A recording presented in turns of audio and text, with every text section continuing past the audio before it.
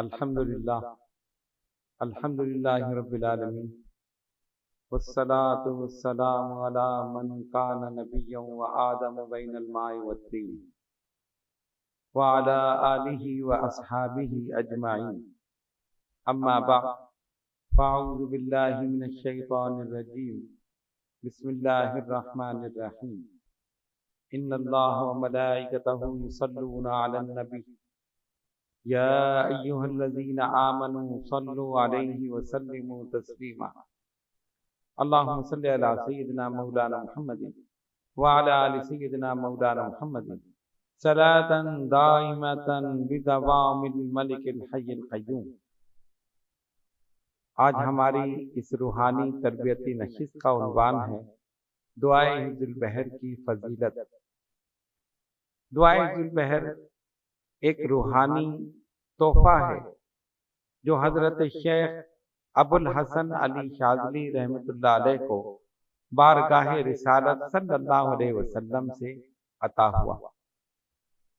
ایک ایسی عظیم الشان دعا جو 600 سال سے زائد عرصہ گزر چکا، آج بھی سالکان راہ طریقت کے معمولات میں، بزرگان دین اولیاء کاملین کے معمولات میں ہے، اور ان نفوس قدسیہ نے اس عظیم تحفے کو جو بارگاہ مصطفیٰ صلی اللہ علیہ وسلم سے عطا ہوا، اپنے سینے سے لگا کر رکھا، اپنے معمولات میں شامل رکھا، اور استقامت کے ساتھ اس کو پڑھتے رہے۔ اس کے ذریعے خود بھی روحانیت، درجات، مراتب حاصل کیے، اور پھر اس کو عام کیا اپنے مریدین، متقدین، متوسلین۔ الحمدللہ یہ سلسلہ آج تک جاری ہے۔ آج ہم آپ کے سامنے دعائے حفظ البحر کی فضیلت اور صاحب حفظ البحر حضرت شیخ ابو الحسن علی شاذلی رحمۃ اللہ علیہ کے متعلق بیان کریں گے۔ حضرت شیخ ابو الحسن علی شاذلی رحمۃ اللہ علیہ کا نام نامی اس میں گرامی علی اور کنیت ابو الحسن۔ آپ کے والد محترم کا اس میں گرامی حضرت عبداللہ بن جبار رحمۃ اللہ علیہ۔ آپ کی ولادت باسعادت 551 ہجری میں مراکش میں ہوئی۔ صحیح النسب سید ہیں اور سادات حسنی میں آپ کا شمار ہوتا ہے۔ حضرت سیدنا امام حسن رضی اللہ تعالیٰ عنہ کی اولاد میں ہیں۔ ایک روایت کے مطابق آپ کا سلسلہ طریقت بھی حضرت سیدنا امام حسن رضی اللہ تعالیٰ عنہ سے حضرت جابر بن عبداللہ انصاری رضی اللہ تعالیٰ عنہ کے واسطے سے ملتا ہے۔ اس طرح حضرت شیخ شاذلی رحمۃ اللہ علیہ کا سلسلہ نسب اور سلسلہ طریقت دونوں سیدنا امام حسن رضی اللہ تعالیٰ عنہ سے ملتے ہیں۔ آپ کے پیر و مرشد کا نام حضرت عبدالسلام بن مشیش رحمۃ اللہ علیہ۔ ابتدا ہی سے روحانیت کی جانب آپ کی توجہ رہی۔ گھر کا ماحول مذہبی تھا۔ آپ نے اس سلسلے میں بڑی ریاضت، مجاہدات کیے، چلہ کشی کی، اور روحانیت میں ایک بلند مقام پایا۔ آپ کے مقام اور مرتبے کو اس واقعے سے پہچانا جا سکتا ہے، جس کو متعدد بزرگان دین نے اپنی کتب میں نقل کیا ہے، اور یہ واقعہ کشف الظنون اور دیگر کتب میں موجود ہے۔ امام عبد الوہاب شعرانی رحمۃ اللہ علیہ نے بھی اس واقعے کو ذکر کیا۔ واقعہ یہ ہے کہ آپ قاہرہ میں تشریف فرما تھے۔ مریدین سے فرمایا، ہمیں غیب سے یہ حکم دیا گیا ہے کہ اس سال حج کا سفر کیا جائے۔ مریدین نے کہا، حضور ہم بھی تیار ہیں۔ ظاہر ہے پیر و مرشد کے ساتھ ایسا مبارک اور مقدس سفر اگر کسی مرید کو میسر آ جائے تو اس سے بڑھ کر اور کیا نعمت ہو سکتی ہے۔ 2-4 آدمی تیار ہوئے اور زیادہ تیار ہوئے، پورا قافلہ تیار ہو گیا۔ حضرت شیخ نے فرمایا کوئی جہاز تلاش کرو۔ اس زمانے میں بحری سفر زیادہ ہوتے تھے۔ ایک جہاز تلاش کیا تو جہاز ایک عیسائی بوڑھے شخص کا ملا، اجرت طے ہو گئی، سامان سفر باندھا گیا۔ حضرت شیخ ابوالحسن علی شاذلی رحمۃ اللہ علیہ اپنے مریدین کے ساتھ اس جہاز میں سوار ہو گئے۔ آپ کے مریدین کے علاوہ دیگر غیر مسلم بھی اور دیگر وہ حضرات بھی تھے کہ جو آپ کے مخالف تھے۔ یہ بات سب کے علم میں تھی کہ شیخ نے فرمایا ہے کہ غیب سے حج کا حکم ہوا ہے۔ جہاز روانہ ہو گیا۔ ابھی قاہرہ سے تھوڑی ہی دور گئے تھے کہ باد مخالف چلنے لگے۔ سمندر میں طوفان آ گیا، طوفانی ہوائیں، لہریں، اور ایسی کیفیت پیدا ہوئی کہ جہاز قاہرہ سے تھوڑی ہی دور جا کر رک گیا، آگے جانا ناممکن ہو گیا، اور اسی اثنا میں کئی روز گزر گئے۔ وقت اتنا کم تھا کہ ایک دن بھی اگر زیادہ ہو جاتا تو جدہ پہنچنا بہت مشکل تھا۔ جب یہ صورتحال لوگوں نے دیکھی، خاص طور پہ وہ لوگ جو آپ کے مخالف تھے، ہنسنے لگے، مذاق اڑانے لگے۔ تمہارے شیخ نے تو کہا تھا کہ مجھے غیب سے یہ خبر دی گئی ہے، بشارت دی گئی ہے، حکم دیا گیا ہے۔ یہ کیسی بات ہوئی؟ اگر غیب سے یہ بشارت تھی، حکم تھا، تو پھر یہ معاملہ الٹ کیوں ہو گیا؟ اور اب تو جدہ پہنچنا ناممکن ہے۔ یہ باتیں حضرت شیخ شاذلی رحمۃ اللہ علیہ کے تک پہنچی۔ آپ کے قلب مبارک کو سخت رنج و ملال ہوا، لیکن زبان مبارک سے کوئی جملہ آپ نے ادا نہیں فرمایا۔ اپنی عبادت و ریاضت میں، ورد میں، وظائف میں آپ مشغول رہے۔ دوپہر کا وقت تھا، قیلولہ کرنے کے لیے آرام فرما ہوئے تو سرکار ابد قرار احمد مختار حبیب کردگار جناب محمد الرسول اللہ صلی اللہ علیہ وسلم تشریف لے آئے، اور آپ نے یہ دعا یعنی دعائے حزب البحر حضرت شیخ ابوالحسن علی شاذلی رحمۃ اللہ علیہ کو خود تعلیم فرمائی اور خود یاد کرائی، اور فرمایا یہ پڑھو اور اللہ کی قدرت کا کرشمہ دیکھو۔ سرکار تشریف لے گئے، شیخ کی آنکھ کھل گئی۔ آپ نے بیدار ہوتے ہی مریدین کو بلایا، یہ خواب سنایا، ان کو یہ دعا پڑھنے کا حکم دیا، اور خود بھی آپ نے اس کا ورد شروع کر دیا۔ لوگ حیران تھے کہ اب کیا ہوگا، لیکن دیکھنے والوں نے دیکھا کہ باد مخالف جو تھی وہ باد موافق ہو گئی، یعنی جس طرف جانا تھا اسی طرف کی ہوا چلی، طوفان تھم گیا، ہوائیں اسی طرف ان کا رخ ہو گیا، اور اتنی تیزی کے ساتھ جہاز نے منازل طے کی کہ وقت سے پہلے جدہ کی بندرگاہ پر جہاز پہنچ گیا۔ یہ تمام چیزیں دیکھ کر لوگ حیران ہوئے، اور وہ لوگ جو ہنس رہے تھے، مذاق اڑا رہے تھے، شیخ کو تانے دے رہے تھے، آپ کے مریدین سے کہہ رہے تھے کہ تمہارے شیخ نے تو یہ کہا تھا، سب کی زبانیں بند ہو گئی۔ نبی پاک علیہ الصلوۃ والسلام نے اپنے شہزادے کو ایسا روحانی تحفہ عطا فرمایا کہ ان سب کی زبانیں نہ صرف بند ہوئیں بلکہ دو بیٹے اس جہاز کے ملاح کے کپتان کے دو بیٹے جو عیسائی تھے اسی وقت کلمہ پڑھ کے مسلمان ہو گئے۔ شیخ شاذلی کی یہ کرامت لوگوں نے دیکھی۔ جو بوڑھا کپتان تھا، جہاز کا ملاح تھا، اس نے دیکھا کہ میرے دونوں بیٹے مسلمان ہو گئے۔ اس کو اس بات کا سخت افسوس ہوا۔ رات کو سویا، خواب میں دیکھتا ہے کہ جنت ہے اور شیخ اس میں داخل ہو رہے ہیں، آپ کے پیچھے مریدین بھی ہیں، اور اس کے دو بیٹے جو مسلمان ہو چکے تھے وہ بھی ساتھ ساتھ اندر داخل ہو رہے۔ تو اس نے سوچا کہ جب یہ جا رہے ہیں تو میں بھی چلا جاؤں۔ جب اندر داخل ہونے لگا تو دروازے پہ جو دربان تھا اس نے روک دیا، کہا تم نہیں جا سکتے۔ کہا کیوں نہیں جا سکتا؟ جب یہ میرے بیٹے جا رہے ہیں تو میں بھی جا سکتا ہوں، میں ان کا باپ۔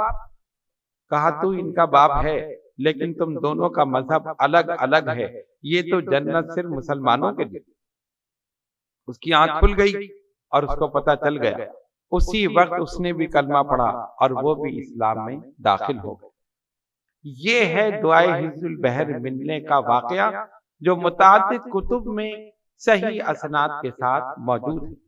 اس واقعے سے جہاں پر حزب البحر کی فضیلت ظاہر ہوتی ہے، وہیں پر حضرت شیخ ابوالحسن علی شاذلی رحمۃ اللہ علیہ کی बारगाह रिसालत में मकबूलियत और नबी पाक अलैहिस्सलातु वस्सलाम से उनका जो ताल्लुक था वो भी इससे जाहिर होता कि उनके कल्ब मुबारक को जब उन तानों तिश्नों से रंज पहुंचा, गम हुआ, नबी पाक अलैहिस्सलातु वस्सलाम फौरन तशरीफ ले आए और अपने शहजादे को एक तोहफा दे दिया, उनका रंजो मलाल भी दूर कर दिया, मंजिल मकसूद पर भी पहुंचा दिया और उन मुखालिफिन की जबानों को हमेशा के लिए बंद भी कर दिया। और इस वाक़े से कई लोग दारे इस्लाम में दाखिल भी हो गए।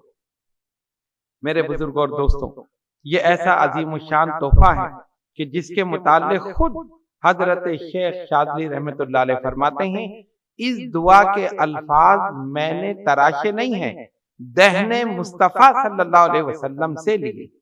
इससे आप अंदाजा कर सकते हैं, सरकार ने सल्लल्लाहु अलैहि वसल्लम बराह रास्त शेख शादली रहमतुल्लाह अलैह को ये दुआ सिखाई है और आपने ख्वाब में ही उसको याद कर लिया और फिर अपने मुरीदीन को आपने ये दुआ तालीम फरमाई। आप खुद फरमाते हैं, अगर मेरी ये दुआ हिज़्बुल बहर बगदाद में पढ़ी जाती तो सुकूत बगदाद ही ना हो, यानी तातारियों ने जो हमला किया था चंगेज खान ने, आप फरमाते हैं वो ही ना होता अगर मेरी ये दुआ पढ़ी जाती। एक और मकाम पर फरमाया, जिस घर में ये दुआ पढ़ी जाएगी वहां से अचिन्ना, बलियात, परेशानियां, मुश्किलात ये सब के सब दूर हो जाएगी। रहमतें और बरकतें अपना डेरा वहां पर जमा लेंगी, पढ़ने वाले की इज्जत होगी, वकार होगा, उसकी ताजीम की जाएगी और उससे तमाम हादसात, परेशानियां, बलाए नागानी हर चीज से उसे महफूज कर दिया जाए। अल्हम्दुलिल्लाह, इसकी ये करामत, इसके ये तमाम फवाइद आज भी जारी हैं। इसीलिए तमाम सलासिल तरीकत के बुजुर्गान दीन ने इस दुआ को न सिर्फ ये कि अपने मामूलात में शामिल रखा, इस्तिकामत के साथ उसको पढ़ते रहे, बल्कि इसको आम कर दिया। हजरत शेख अबुल हसन अली शादली रहमतुल्लाह अलैह ने जब इसकी ये फजीलत, इसके ये फवाइद, ये तमाम चीजें देखी, पहले अपने मुरीदीन को बताई, फिर उन मुरीदीन ने आगे इस सिलसिले को जारी रखा। 600 साल से जायद अरसा हो चुका, आज भी ये दुआ अपने उन्हीं तमाम फ्यूज व बरक़ात के साथ मौजूद है और पढ़ने वालों को अपने फ्यूज व बरक़ात से मुस्तफीज कर रही है। ये अलग बात है कि इसके पढ़ने का तरीका मुख्तलिफ सलासिल में अलहदा अलहदा है। हजरत शेख अबुल हसन अली शादली रहमतुल्लाह अलैह, शादला असल में एक गांव था, उसमें कयाम की निस्बत से आपके नाम के साथ शादली लगा और जो सिलसिला शुरू हुआ उसे सिलसिला शादलिया कहा गया। ये एक मोतबर सिलसिला है और बड़े बड़े अजीम मशाइख उलमा इस सिलसिले से वाबस्ता रहे। चंद के नाम हम आपके सामने पेश करेंगे, जिससे आपको अंदाजा होगा कि कैसी अजीम शख्सियतें इस सिलसिले यानी सिलसिले शादलिया से वाबस्ता रहीं। शेख मुहक्किक हजरत शेख अब्दुल हक मुहद्दिस देहलवी नव्वरल्लाहु मरकदहु, उनके शेख हजरत अली मुत्तकी मुहद्दिस मदनी रहमतुल्लाह ताला, साहिब दलाइलुल खैरात हजरत शेख मोहम्मद बिन सुलेमान जज़ूली रहमतुल्लाह अलैह, हजरत इज्जुद्दीन मुहद्दिस रहमतुल्लाह अलैह, हजरत इमाम अब्दुल वहाब शारानी रहमतुल्लाह अलैह। यानी ये चंद नाम हमने आपके सामने पेश किए, जिससे अंदाजा हो सकता है कि कैसी कदावर शख्सियतें जो इल्मियत में, रूहानियत में अपना एक बुलंद मकाम रखती थी, वो इस सिलसिले से वाबस्ता रहे और ये तमाम के तमाम इस दुआ को पढ़ते रहे, आगे मुरीदीन, मुतक़िदीन, मुतवस्सिलीन को पहुंचाते रहे। इसके जरिए न सिर्फ ये कि खुद फैज हासिल किया, आगे भी इसको बढ़ाया और आगे मुरीदीन ने इससे फैज हासिल किया। जिस तरह के हमने बताया कि तमाम सलासिल तरीक़त के बुजुर्गों ने शेख अबुल हसन अली शादली रहमतुल्लाह अलैह के इस रूहानी तोहफे को, जो उन्हें बारगाह मुस्तफ़ा सल्लल्लाहु अलैहि वसल्लम से मिला था, अपने सीने से लगा कर रखा, अपने औरात व वज़ाइफ में शामिल रखा। हमारी सिलसिला अशरफिया और खुसूसन खानवादा अशरफिया के मशाइख ने इस दुआ को हिर्ज़ जां बनाकर रखा। उनमें ہم شبیہ غوث العظم اعلی حضرت سید شاہ علی حسین الاشرفی الجیلانی المعروف اشرفی میاں نور اللہ مرقدہ اس دعائے حفظ البحر کے عامل قطب ربانی حضرت ابو مخدوم شاہ سید محمد طاہر اشرف الاشرفی الجیلانی نور اللہ مرقدہ اس دعا کے عامل آفتاب اشرفیت نور دیدہ غوثیت حضرت علامہ سید محمد مختار اشرف الاشرفی الجیلانی سجادہ نشین آستانہ عالیہ اشرفیہ حسنیہ سرکار کلا نور اللہ مرقدہ اس دعا کے عامل محدث اعظم ہند علامہ سید محمد اشرفی الجیلانی محدث کچوچوی نور اللہ مرقدہ اس دعا کے عامل اور میرے والد گرامی اشرف المشائخ حضرت ابو محمد شاہ سید احمد اشرف اشرفی الجیلانی نور اللہ مرقدہ اس دعا کے عامل یہ چند نام ہم نے آپ کے سامنے پیش کیے، اس سے یہ اندازہ ہوگا کہ خصوصاً خانوادہ اشرفیہ کے بزرگان دین نے اس دعا کو اپنے معمولات میں شامل رکھا اور ساری زندگی استقامت کے ساتھ اس کو پڑھتے رہے اور اس کے ذریعے روحانی فیض و برکات خود بھی حاصل کیے اور لوگوں میں بھی فیض و برکات لٹاتے رہے۔ اب آپ یہ دیکھیں کہ ہر وظیفے کی ایک تعداد ہوتی ہے، اس کے پڑھنے کا ایک طریقہ ہوتا ہے، اس کی زکوٰۃ کا ایک طریقہ ہوتا ہے۔ زکوٰۃ کا معنی یہ ہے کہ ہر سال کسی خاص تعداد میں اس وظیفے کو پڑھا جائے تو اس کو کہتے ہیں کہ یہ اس کی زکوٰۃ ادا ہو گئی، اور اس کے بعد ایک تعداد میں پورے سال اس کا ورد کیا جائے۔ مختلف وظائف کی زکوٰۃ مختلف طریقے سے اور مختلف مہینوں میں ادا کی جاتی ہے۔ دعائے حفظ البحر جو ہے، اس کے لیے بزرگان دین اولیاء کاملین نے اس کی زکوٰۃ کے طریقے بتائے، اس کی شرائط اور اس کے چلے کے دوران جن چیزوں کا پرہیز ہوتا ہے، وہ تمام چیزیں جو ہیں باقاعدہ شرائط کے ساتھ انہوں نے بتائی۔ اگر ان کے ساتھ اس دعا کو پڑھا جائے تو اس کے فوائد دو چند ہو جاتے ہیں۔ اب اس کی دعوت کے تین طریقے ہیں۔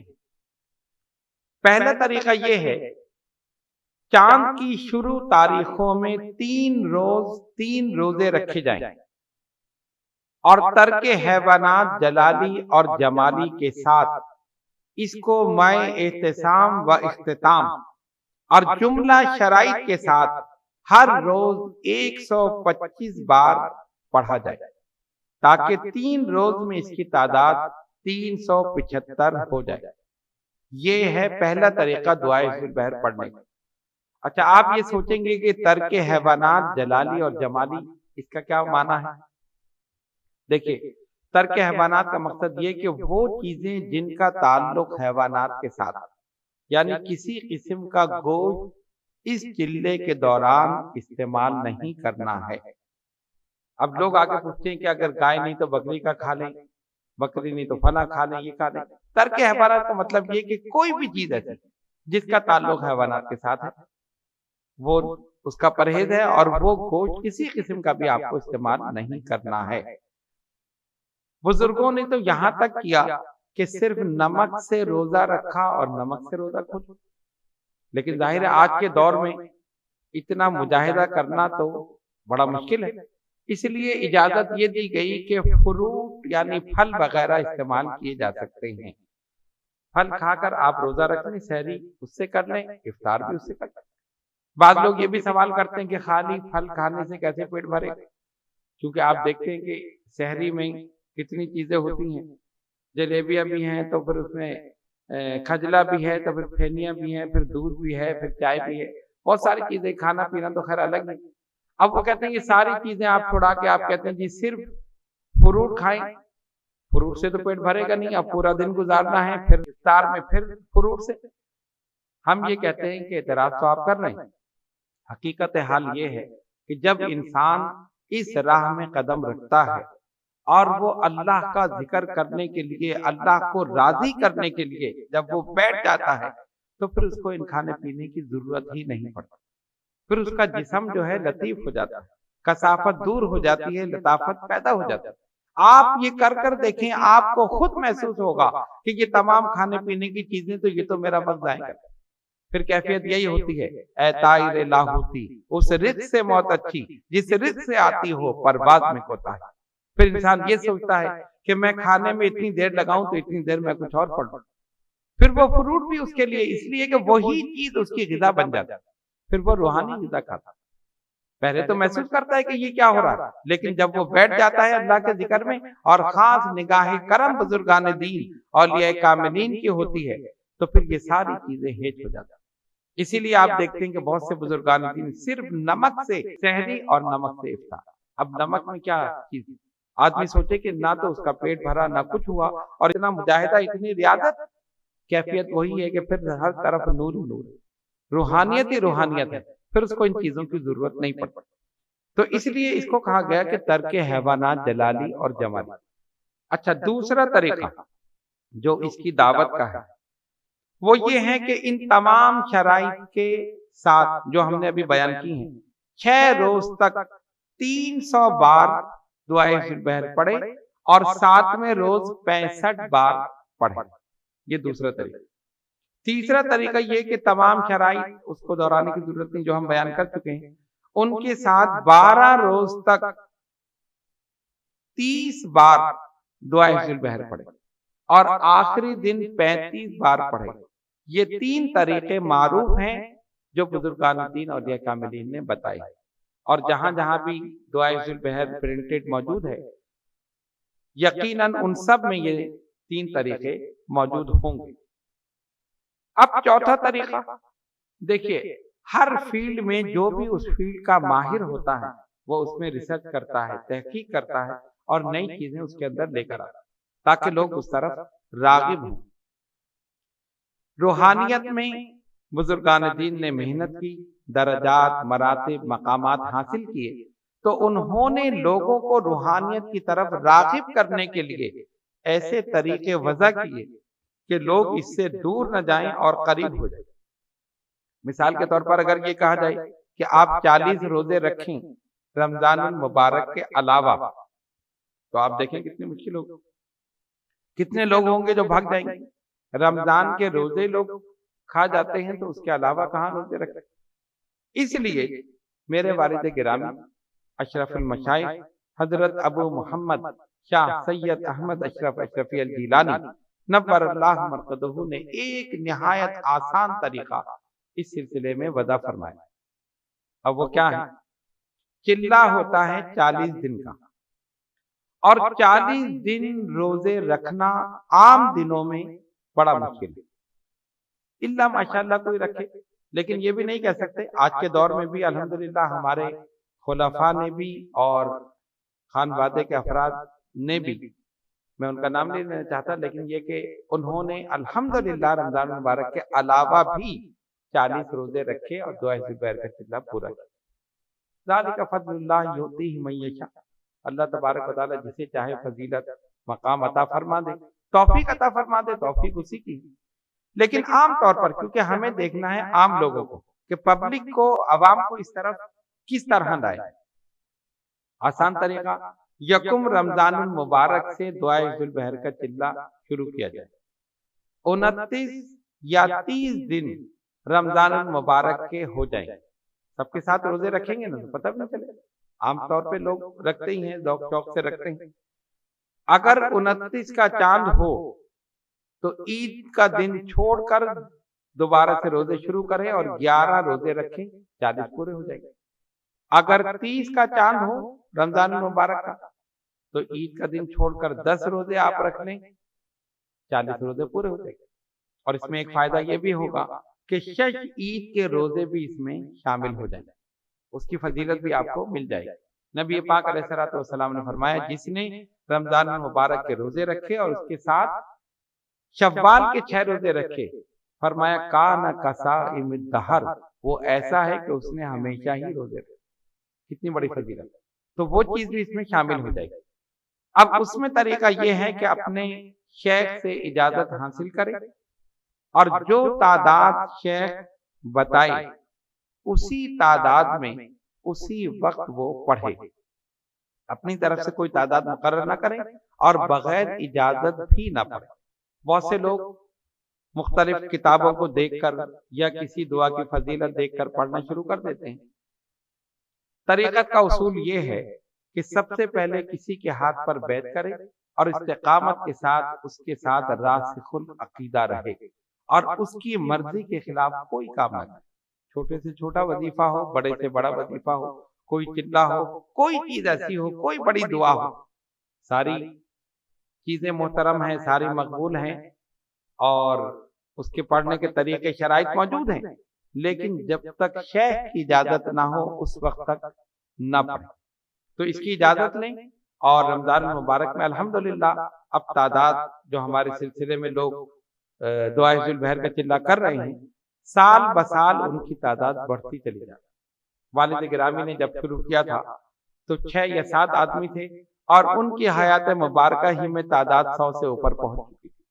الحمدللہ یہ بزرگان دین اولیاء کاملین کا کرم ہے اور خصوصاً حضرت قطب ربانی کی نگاہ کرم ہے کہ جس کی وجہ سے اس میں اضافہ ہو رہا ہے۔ پہلی چیز یہ ہے کہ جو خود کر چکا ہو وہی دوسرے کو کرا سکتا ہے۔ جس نے خود چلہ نہیں کیا وہ کیسے کرا سکتا ہے؟ آج کل اس بات کی کمی ہے اور بہت سے لوگ اس کی اجازتیں دے رہے ہیں جبکہ خود انہوں نے کچھ نہیں کیا۔ طریقت کا ایک اصول ہے اور ویسے بھی آپ دیکھیں کہ جو جس راہ سے گزر چکا ہے وہی بتا سکتا ہے کہ کہاں نشیب ہے، کہاں فراز ہے۔ جو نہیں گزرا اس کو کیا پتا کہ وہ کیسے بتاتا ہے۔ ہمارے خانوادہ اشرفیہ میں میرے جد اعلیٰ قطب ربانی حضرت ابو مختوم شاہ سید محمد طاہر اشرف الاشرفی الجیلانی نور اللہ مرقدہ خود اس کے عامل تھے۔ آپ نے اپنے مشائخ کی زیر نگرانی اس کا چلہ کیا اور اس کے بعد مسلسل کرتے رہے تا دم وصال تک انہوں نے اس کو ترک نہیں کی۔ اور اپنی حیات مبارکہ میں میرے والد گرامی حضرت اشرف المشائخ ابو محمد شاہ سید احمد اشرف اشرفی الجیلانی نور اللہ مرقدہ کو چلہ کرایا۔ اس کا ذکر بھی یہاں کرنا ضروری ہے اور ایمان کو تازہ کر دینے والا واقعہ ہے۔ اس سے یہ پتہ چلے گا کہ بزرگان دین کی نگاہ کرم کس طرح ہوتی ہے اور ان کا فیض کس طرح انسان کو حاصل ہوتا ہے۔ میرے والد گرامی حضرت اشرف المشائخ رحمۃ اللہ علیہ فرماتے ہیں کہ دادا حضور قبلہ نے ان کو چلہ کرایا۔ چلہ ہوتا ہے 40 دن کا، ابھی چلہ ختم ہونے میں 2 یا 3 دن باقی تھے تو فرماتے ہیں کہ میں نے عرض کی کہ حضور مجھے حضرت شیخ ابو الحسن علی شاذلی رحمۃ اللہ علیہ کی زیارت کرائی۔ فرمایا آج رات کو کر لیں۔ اب اس جملے سے آپ غور کریں، ان کی مقبولیت کیا تھی؟ کیا کوئی کسی کو اس طرح کسی بزرگ کی زیارت کرا سکتا ہے؟ اپنے آپ کو کوئی دوسرے کو خواب میں نہیں دکھا سکتا تو بزرگوں کی زیارت تو بڑی بات ہے۔ ہم تو یہ کہتے ہیں آپ اپنی زیارت کراتے تو وہ اپنی نہیں کرا سکتے، کہاں تک کہ یہ کہا جائے اور وہ فرمائیں کہ آج رات ہی کر لو۔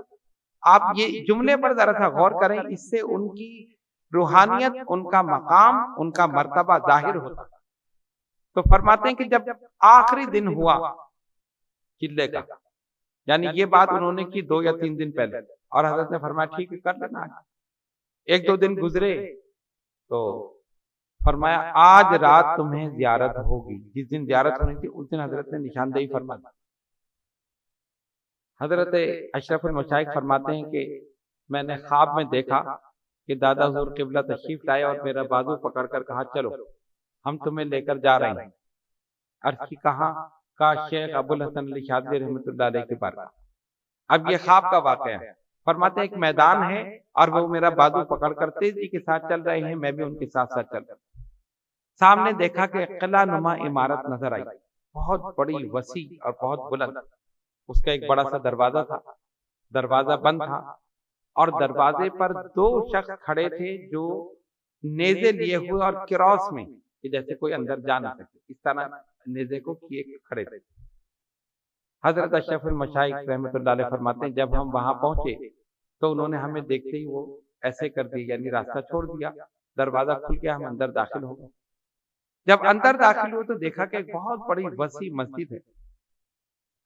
تو میں نے کہا کہ مجھے وضو کرنا ہے، تو والد گرامی حضرت قطب ربانی نے فرمایا یہ اشارہ کہ یہاں کر، فرماتے میں نے دیکھا کہ جس طرح مسجد میں وضو کے لیے جگہ ہوتی ہے، وہ وضو خانہ بنا ہوا تھا، میں نے وضو کیا، اس کے بعد دوبارہ انہوں نے میرا بازو پکڑا اور چل دیا آگے۔ پوری مسجد جو ہے لوگوں سے بھری ہوئی، اور جتنے بھی لوگ ہیں سب سفید امامہ اور سفید کرتا، یعنی ان کا لباس بالکل سفید ہے۔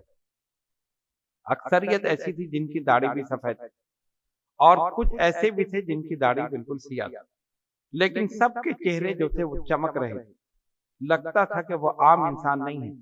تو فرماتے میرے والد گرامی نے کہا، یعنی حضرت قطب ربانی نے حضرت اشرف المشائخ رحمۃ اللہ علیہ سے فرمایا، بیٹا یہ سارے بزرگان دین جو یہاں پر حضرت شیخ شاذلی کی بارگاہ میں حاضری دینے کے لیے آئے۔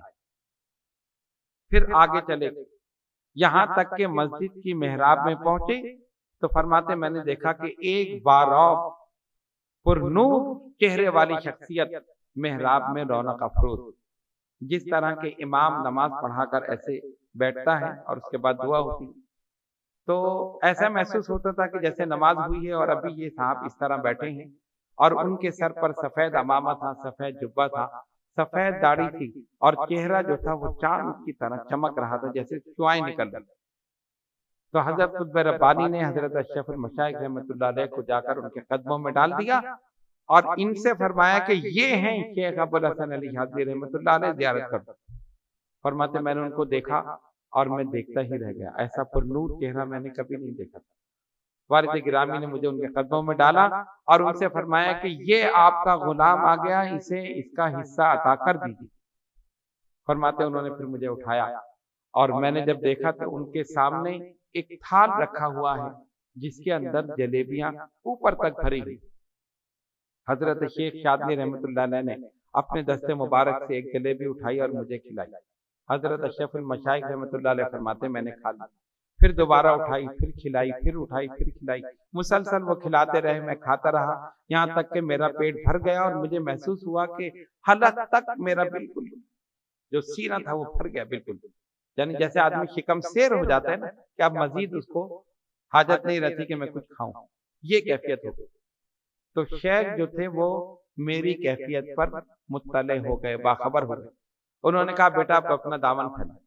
فرماتے میں نے اپنا کرتا ایسے دامن یوں کر کے پھیلایا، انہوں نے جلیبیاں اٹھا کر اس میں ڈالنا شروع کر دیا، اٹھا کے ڈالی، پھر ڈالی، پھر ڈالی، اتنی ڈالی کہ اوپر تک، یعنی میرے چہرے تک اس کی لاٹ جس طرح لگتی جلیبی اوپر تک بھر گئی، اور میں ایسے پکڑا ہوں اپنے کرتے کو اور کہا جاؤ یہ دعائے حفظ البحر کا فیض ہے، ساری زندگی لٹاتے رہے۔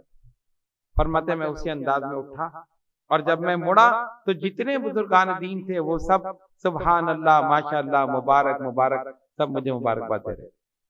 اب حضرت اشرف المشائخ فرماتے ہیں جب میں اس انداز سے چلا کہ میں دامن پکڑا ہوا ہوں اور اس دامن میں جلیبیاں بھری ہوئی اوپر تک، تو میں دل میں سوچ رہا ہوں کہ جب میں گھر جاؤں گا تو لوگ دیکھیں گے، ہنسیں گے کہ یہ کیسے آدمی ہے کہ اپنی جھولی میں اپنے دامن میں جلیبیاں بھر کے لیا۔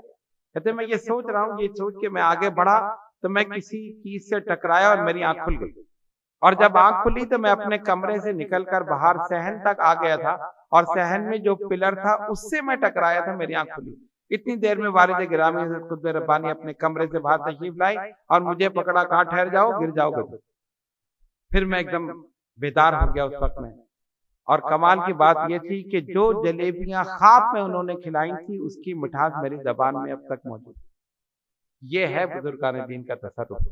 پھر حضرت قطب ربانی نے بشارت دی، آج تمہارا چلہ مکمل بھی ہو گیا، قبول بھی ہو گیا، دعائے حفظ البحر کا فیض براہ راست ان سے تمہیں مل گیا، اب تم ساری زندگی کے لٹاتا۔ اس کے بعد سے 22 مرتبہ دعائے حفظ البحر بعد نماز اثر حضرت اشرف المشائخ رحمۃ اللہ علیہ نے پڑھی، اور ساری زندگی تا دم وصال ایک دن کا بھی اس میں ناغہ نہیں، گویا وہ ان کی غذا بن گئی۔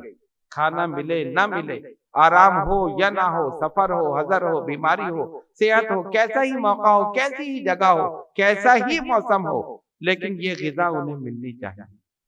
اتنا پڑھا کہ یہ حفظ البحر ہے ان کی غذا، اور اس کی وجہ سے کتنے جادوگروں سے انہوں نے مقابلہ کیا، کتنے سفری گروں کو شکست فاش دی، اسلام کی حقانیت اور روحانیت کو ثابت کیا، صرف اسی دعا کی وجہ سے، اس کو عوام الارض میں رکھنے کی وجہ سے۔ میرے بزرگ اور دوستوں، یہ ہے خانوادہ اشرفیہ کا اس دعا سے گہرا تعلق۔ حضرت اشرف المشائخ نے صرف اپنی ذات تک اس کو محدود نہیں رکھا، آگے مریدین کو اجازت دی۔ پھر وہی کیفیت کے 2-3 طریقے ہم نے آپ کو بتائے، اس میں بھی بہت سے ایسے تھے کہ جو لوگ نہیں کر سکتے تھے، تو آپ نے لوگوں کو ترغیب دینے کے لیے اس چلے کو رمضان المبارک کے ساتھ کر دیا، تاکہ 29 یا 30 روزے اس کے ساتھ ہو جائیں، اور اس کے بعد 10 روزے آپ رکھ لیں یا 11 رکھ لیں، اس میں کوئی مسئلہ نہیں۔ صرف کوشش یہ ہونی چاہیے کہ کسی طرح لوگوں کے قلوب کو اللہ اور اس کے رسول صلی اللہ علیہ وسلم کے نور سے روشن اور منور کیا جائے۔ تو یہ ایسی عظیم و شان دعا ہے۔ تو والد صاحب قبلہ نے تمام اہل خانوں کو بھی، اور اس کے بعد مریدین کو، متقدین کو، متوسلین کو اس کی اجازت دی، اور اس کے پڑھنے والے آج تک موجود ہیں، اور اگر اسی پر ایک کتاب لکھی جائے تو وہ بھی ایک الگ کہانی ہوگی، کہ جو دعائے حفظ البحر سے جن لوگوں نے فیض و برکات حاصل کی۔ اس سے یہ پتہ چلا کہ اللہ کے یہ نیک اور برگزیدہ بندے کتنے سخی ہوتے ہیں، کہ جو چیز انہیں ملتی ہے اسے لوگوں کے لیے عام کر دیتے ہیں۔ اور الحمدللہ ہمارے اس سلسلے میں اس دعا کی بڑی اہمیت ہے، بڑی فضیلت ہے۔ خانوادہ اشرفیہ کے افراد اور سلسلہ اشرفیہ سے تعلق رکھنے والے مریدین، متقدین، متوسلین جہاں جہاں بھی ہیں، اس دعا کو پڑھتے ہیں، اس کے ذریعے فیض و برکات حاصل کرتے ہیں، اور اس دعا کے ذریعے دینی، دنیاوی، اخروی یہ تمام نعمتیں حاصل کرتے ہیں، اور انشاءاللہ آخرت میں بھی حاصل ہوں گی۔ آخری بات یہ ہے کہ جب بھی یہ دعا پڑھی جائے، خشوع اور خضوع کے ساتھ پڑھی جائے، وقت اور جگہ کا تعین اگر کر لیا جائے تو وہ بہت زیادہ بہتر ہے۔ اس لیے کہ بزرگان دین اولیاء کاملین نے فرمایا، عبادات میں جتنا آپ اہتمام کریں گے اتنا ہی زیادہ فیض حاصل ہوگا۔ ایک چیز ہے کہ جو آپ چلتے پھرتے پڑھ رہے ہیں، ٹھیک ہے آپ نے پڑھ لیا، آپ کو ثواب مل گیا، لیکن ایک مصلی پر ایک جگہ بیٹھ کر ایک وقت مقرر کر کے اگر اسے پڑھا جائے گا تو اس کا پھر مقام، اس کا نتیجہ، اس کے ثمرات وہ پھر الگ ہیں۔ یہی بزرگان دین کا طریقہ ہے۔ ہم دیکھتے ہیں کہ ہر جگہ ان کے حجرے موجود ہیں۔ آپ پاک پٹن چلے جائیے تو حضرت صابر کلیریہ کا حجرہ، آپ داتا صاحب چلے جائیں تو غریب نواز کا حجرہ ہے، پنڈوا شریف چلے جائیں تو مخدوم سمنانی کا حجرہ ہے، سرن شریف چلے جائیں تو امام ربانی کا حجرہ۔ یہ سارے حجرے اسی لیے کہ انہوں نے ایک جگہ متعین کر دی، وقت متعین کر دیا، اور اس وقت اس لمحے انہوں نے کوئی کام نہ کیا، صرف اور صرف اس حجرے میں جا کر اللہ کی یاد کی، تو ہو تیرا جلوہ ہو اور گوشہ تنہائی، تیسرا کوئی نہیں۔ اسی کے ذریعے انہوں نے فیض و برکات حاصل کی۔ تو ہم اپنے تمام مریدین، متقدین، متوسلین کو یہ حکم دیتے ہیں کہ اس دعا کو پابندی کے ساتھ پڑھتے رہیں، لیکن وقت اور مقام متعین کریں۔ اگر مقام متعین نہ بھی کر سکے تو کم سے کم وقت متعین ہونا ضروری ہے۔ بہت سے لوگ کبھی پڑھتے کبھی نہیں پڑھتے، کبھی کافی دن تک چھوڑ دیتے ہیں، تو اس طرح کبھی بھی کوئی چیز حاصل نہیں ہوتی۔ مسلسل اگر آپ کریں گے تو تب حاصل ہو، ورنہ کہتے جی اتنے عرصے سے ہم نے دعائے حفظ البحر پڑھی، ہمیں تو کچھ حاصل نہیں ہے۔ لوگ تو اس کے ذریعے مقامات تک پہنچ گئے، آپ کو کچھ حاصل نہیں ہوا، تو فرق تو ہے نا۔ جس نے پابندی کے ساتھ پڑھا، جس نے خشوع اور خضوع کے ساتھ اس کو پڑھا، انہوں نے مقامات، درجات طے کر لیے، روحانیت حاصل کر لی اور آگے بھی روحانیت پہنچا دی۔ اور جنہوں نے کبھی پڑھا کبھی نہیں پڑھا، چھوڑ دیا، وہ وہیں رہ گئے۔ تو اگر کسی کو کچھ حاصل نہیں ہوا اس کو پڑھنے کے بعد، تو وہ اپنا محاسبہ کرے، اپنے آپ کو دیکھے کہ میرے اندر کیا غلط ہے۔ بہت سے نمازیں چھوڑ کر پھر اس کی طرف جاتے ہیں، تو اگر فرض کو چھوڑ کر آپ مستحب کی طرف جائیں گے کبھی کچھ حاصل نہیں ہوگا۔ پہلے نماز کی پابندی ہو، اس کے بعد دعا کو، اس کی تمام شرائط، اس کی تمام جو چیزیں بزرگان دین نے بیان کی ہیں اس کے مطابق اس کو پڑھا جائے تو پھر آپ دیکھیں گے انشاءاللہ تعالی اس کے پورے پورے فیض و برکات حاصل ہوں گے۔ الحمدللہ علی احسانہ، ہمارے سلسلہ اشرفیہ میں اس دعا کی بڑی اہمیت ہے۔ تمام لوگ اس کو پڑھتے ہیں، مریدین، متقدین، متوسلین، اور جو بھی پڑھ رہے ہیں یا ہم پڑھ رہے ہیں، جو بھی ہم یہ سمجھتے ہیں کہ یہ ہمارے پیر و مرشد حضرت اشرف المشائخ ابو محمد شاہ سید احمد اشرف الشفیع الجیلانی نور اللہ مرقدہ کی نگاہ کرم کا نتیجہ ہے کہ انہوں نے ہم سے پڑھوا لیا، ورنہ ہماری اتنی طاقت نہیں تھی کہ ہم یہ پڑھ سکیں۔ اللہ تبارک و تعالی ہم سب کو اس دعا کو پڑھنے اور اس پر استقامت کے ساتھ عمل کرنے کی توفیق عطا فرمائی، اور استقامت کے ساتھ اس کا ورد کرنے کی توفیق عطا فرمائی، اور حضرت شیخ ابو الحسن علی شاذلی رحمت اللہ علیہ کے فیض و برکات، ان کے روحانی تصرفات، اور خصوصاً ان کی نگاہ کرم جو اس کے پڑھنے والے پر ہوتی ہے، ہم سب پڑھنے والوں کو عطا فرمائے۔